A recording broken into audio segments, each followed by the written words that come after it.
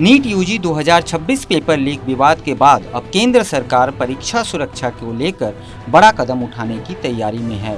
सूत्रों के मुताबिक 21 जून को होने वाले नीट यूजी रीटेस्ट के लिए क्वेश्चन पेपर की ट्रांसपोर्टेशन और लॉजिस्टिक व्यवस्था इंडियन एयरफोर्स यानी IAF को सौंपी जा सकती है।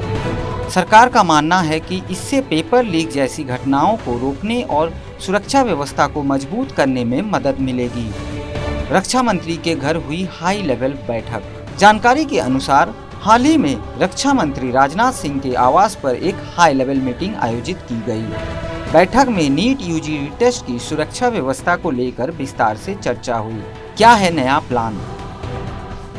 सूत्रों के मुताबिक एक प्रस्ताव तैयार किया गया है जिसके तहत इंडियन एयरफोर्स क्वेश्चन पेपर्स को प्रिंटिंग प्रेसेस से देश भर के एग्जामिनेशन सेंटर्स तक सुरक्षित तरीके से पहुंचाने में मदद करेगी। फिलहाल क्वेश्चन पेपर्स पोस्टल नेटवर्क के जरिए भेजे जाते हैं, जहां कई स्तरों पर हैंडलिंग होती है।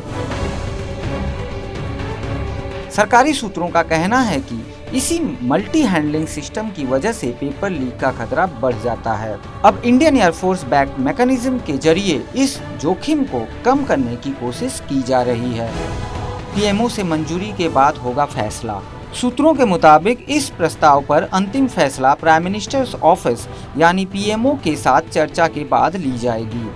एक अधिकारी ने कहा कि अगर रक्षा मंत्रालय से मंजूरी मिलती है तो IAF परीक्षा से जुड़े अधिकारियों के साथ प्रैक्टिकल डिटेल्स पर चर्चा कर इस योजना को लागू करेगी। क्यों रद्द हुई थी नीट यूजी 2026 परीक्षा? नीट यूजी 2026 परीक्षा 3 मई को आयोजित की गई थी, जिसमें 22 लाख से ज्यादा उम्मीदवार शामिल हुए थे। लेकिन 12 मई को नेशनल टेस्टिंग एजेंसी यानी NTA ने परीक्षा रद्द कर दी। यह फैसला ऑर्गेनाइज्ड पेपर लीक और सस्पेक्टेड इनसाइडर इन्वॉल्वमेंट के आरोप सामने आने के बाद ली गई। CBI जांच में अब तक 11 गिरफ्तार। इस पूरे मामले की जांच फिलहाल सेंट्रल ब्यूरो ऑफ इन्वेस्टिगेशन यानी CBI कर रही है। अब तक CBI ने दिल्ली, राजस्थान, महाराष्ट्र, हरियाणा और उत्तर प्रदेश समेत कई राज्यों से 11 आरोपियों को गिरफ्तार किया है।